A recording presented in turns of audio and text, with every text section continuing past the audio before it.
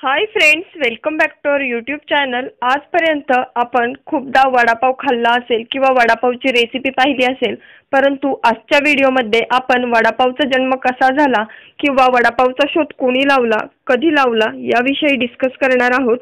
त्यामुळे video skip न करता संपूर्ण पहा। वडापाव हा असा एक खाद्यपदार्थ आहे जो जनसामान्यांमध्ये प्रचंड असा लोकप्रिय आहे आणि अगदी गरीबातल्या गरीब मजूर कामगारापासून तर अगदी सेलिब्रिटीपर्यंत वडापावचा फॅन नाही असं होणारच नाही। त्याचमुळे सचिनने जेव्हा स्वतःची 35वी सेंचुरी कंप्लीट केली, त्याचं सेलिब्रेशन करण्यासाठी आपला जवळचा मित्र विनोद कांबळी याच्यासोबत वडापाव पार्टी अरेंज केली आणि वडापावचा आस्वाद लुटला। यासाठी की वडापाव ही एक अशी गोष्ट आहे जी जनसामान्यांना परवडेल, कुठेही उभे राहून अगदी पटकन खाता येईल, कमी वेळात खाता येईल आणि ज्याने मुख्यतः भूक भागवली जाईल। आणि सगळ्यात महत्त्वाची गोष्ट म्हणजे वडापावची असणारी टेस्ट, त्याचप्रमाणे पोटभरीचा प्रकार। कारण खूपदा आपण बाहेर खायचं म्हटलं की पोटभरीचा विचार करतो आणि यासाठी वडापाव हा सगळ्यात जास्त प्रसिद्ध झाला इतर खाद्यपदार्थांपेक्षा। आणि आता आपण याच वडापावचा जन्म कसा झाला किंवा शोध कुणी लावला त्याच्यामागे एक छोटीशी स्टोरी आहे, ती पाहणार आहोत। 1960 ते 70च्या दशकाचा विचार केला तर आपल्याला माहित असेल की मुंबई शहर म्हणजेच गिरणी कामगार आणि कापड गिरणी यांचं एक वेगळं समीकरण बनलेलं होतं। परंतु या टेक्सटाईल मिलमध्ये यंत्रसामग्री वाढली आणि याचा परिणाम थेट गिरणी कामगारांवर झाला। यंत्रसामग्री वाढल्यामुळे गिरणी कामगार हे बेरोजगार होत चालले आणि दिवसेंदिवस बेरोजगारीचे हे जे प्रमाण आहे ते वाढतच गेले। परंतु हार मानेल तो मराठी माणूस कसला आणि यातूनच वडापाव सारख्या गोष्टीची निर्मिती झाली असं म्हणायला हरकत नाही। 1966 साली वडापावचे जनक म्हणून ओळखल्या जाणाऱ्या अशोक वैद्य यांनी दादर स्टेशन बाहेर आपला एक छोटासा नाश्त्याचा गाडा लावला।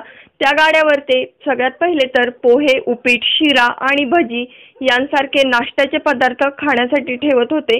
कारण जे कोणी मुंबई चाकरमाने होते ते सकाळी लवकर बाहेर पडायचे आणि नाश्ता करून जाणं त्यांना थोडंसं अवघड होऊन जायचं। यासाठी स्टेशनवरती ट्रेन येईपर्यंत जो काही वेळ असायचा त्यात त्या लोकांचा नाश्ता होऊन जायचा। आणि म्हणूनच अशोक वैद्य यांच्या पत्नी होत्या मंगला वैद्य यांनी आपल्या घरातूनच हे नाश्त्याचे जे पदार्थ आहेत ते बनवून द्यायला सुरुवात केली आणि अशोक वैद्य यांनी स्टेशन बाहेर ती विकायला सुरुवात केली। एक दिवस असंच त्यांनी पोहे, उपीट, शिरा, भजी विकता असा विचार केला की आपण बटाटे वडे विकून पाहूया। आणि तशी संकल्पना त्यांनी अंमलातही आणली। बटाट्याची भाजी करून ती बेसन पिठाच्या घोळवून ती तेलामध्ये तळून बटाटे वडे तयार झाले आणि त्यांनी पहिल्यांदाच आपल्या ग्राहकांना खायला दिले। परंतु ग्राहकांचं त्यावरती असं प्रतिक्रिया होती की हे जे अन्न आहे यात आम्हाला थोडीशी काहीतरी कमतरता वाटतेय, तर मग आता ती काय आहे किंवा हे जे खातोय ते पूर्ण वाटत नाहीये, मग काय करावं। यासाठी त्यांनी तेथीलच जवळच्या इराणी बेकरीत मिळणारे जे पाव आहेत, ज्याला आधी आपण ब्रेड म्हणतो, ते आणले आणि त्याच्याबरोबर खायला द्यायला सुरुवात केली। आणि लोकांमध्ये थोड्याच दिवसात हे जे वडापावचं जे फॅड होतं ते प्रचंड प्रमाणात वाढलं आणि इतर जे नाश्त्याचे पदार्थ होते ते कमी होत गेले आणि सगळे लोक वडापावच मागायला लागले। याच वेळी साऊथ इंडियन लोकांनी इडली डोशाचे गाडे देखील मुंबईमध्ये स्थापित केले होते। परंतु इडली डोशापेक्षाही वडापाव हा जनसामान्यांमध्ये जास्त प्रसिद्ध झाला आणि त्याचं थोडंफार क्रेडिट जातं ते म्हणजे शिवसेना प्रमुख बाळासाहेब ठाकरे यांना। कारण जे परकीय राज्यांमधून आले आहेत ते येऊन आपल्या राज्यामध्ये पोट भरत आहे आणि आपण आपलाचा पदार्थ आहे तो डावलत आहोत। याचा विचार करून बाळासाहेब ठाकरे आणि खूप साऱ्या शिवसैनिकांनी स्वतः पुढाकार घेऊन वडापावचं प्रमोशन करायला सुरुवात केली आणि याचमुळे मुंबईभर वडापाव सगळ्यात जास्त प्रसिद्ध झाला। आणि मुंबईच नाही तर मुंबई बाहेर देखील वडापाव अगदी खेडोपाडी पोहोचला। याचं पूर्ण श्रेय जातं ते शिवसेनेला। म्हणजेच काय तर वडापावचा खऱ्या अर्थाने प्रचार आणि प्रसार जर कोणी केला असेल तर तो शिवसेना आणि शिवसैनिकांनी केला। आणि म्हणूनच मुंबई माझी जान, तसंच वडापाव म्हणजे मुंबईची शान होऊन गेली। आणि ह्याच मुंबईचा जो वडापाव आहे तो एकट्या वडापाव दादर स्टेशन बाहेरच नाही तर खूप साऱ्या ठिकाणी अगदी वेगवेगळ्या चवीचा मिळायला लागला। प्रत्येक वडापावची टेस्ट वेगळी होती, त्याचप्रमाणे करण्याची पद्धतही वेगळी होती आणि यासाठी खूप सारे वडापाव वेगवेगळ्या कारणाने प्रसिद्ध झाले। यातीलच एक प्रकार म्हणजे जम्बो वडापाव की जो ग्लोबल लेवलला नेऊन पोहोचवला त्याचे आहे कर्ता करविता धीरज गुप्ता। धीरज गुप्ता यांनी 2000 साली भारतीय बर्गर नावाने जम्बो वडापावची सुरुवात केली आणि याच वडापावमध्ये खूप सारे एक्सपेरिमेंट्स केले आणि वडापावला वेगवेगळ्या पद्धतीने रिप्रेझेंट केलं। त्यातीलच butter vada pav, grill vada pav, Schezwan vada pav, paneer vada pav, nacho vada pav, double decker vada pav यांसारखे विविध वडापाव लोकांच्या पसंतीस उतरवायला लागले आणि असे म्हटले जाते की 1993 साली मॅकडोनाल्ड कंपनीने जेव्हा आलू टिक्की बाजारामध्ये आणली तेव्हा वडापावच्या जे काही प्रसिद्धी होती तिच्यामध्ये घट होईल किंवा वडापाव जो जनसामान्यांमध्ये इतका लोकप्रिय झाला होता तो तिची लोकप्रियता आहे ती कमी होईल, परंतु असे काहीच झाले नाही। उलट दिवसेंदिवस वडापावची जी प्रसिद्धी होती ती वाढतच गेली। आलू टिक्कीचा वेगळासा फॅन फॉलोइंग होता त्याबद्दल काही शंका नाही, परंतु त्याचा परिणाम वडापाववरती तसूभर देखील झाली नाही। परंतु वडापाव आणि वडापाव व्यवसायावरती दिवसेंदिवस चांगले दिवस यायला लागले।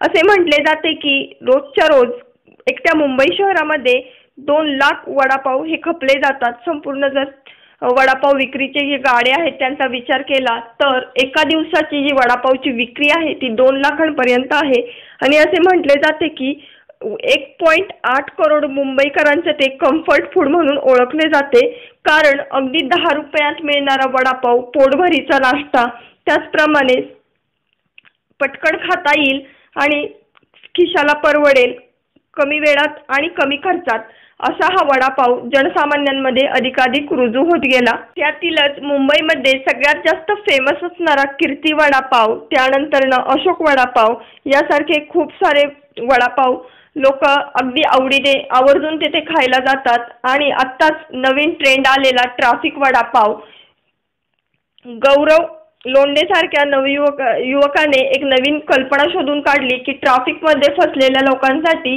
जर काही खाण्याचा प्रकार आपण प्रोव्हाइड करत असू तर तो होता वडापाव आणि याच संकल्पनेवरती काम करून त्याने ट्रॅफिक वडापाव नावाची एक स्टार्टअप उभी केली आणि त्यातूनच खूप कमी वेळात खूप जास्त प्रसिद्ध झाला तो हा ट्रॅफिक वडापाव।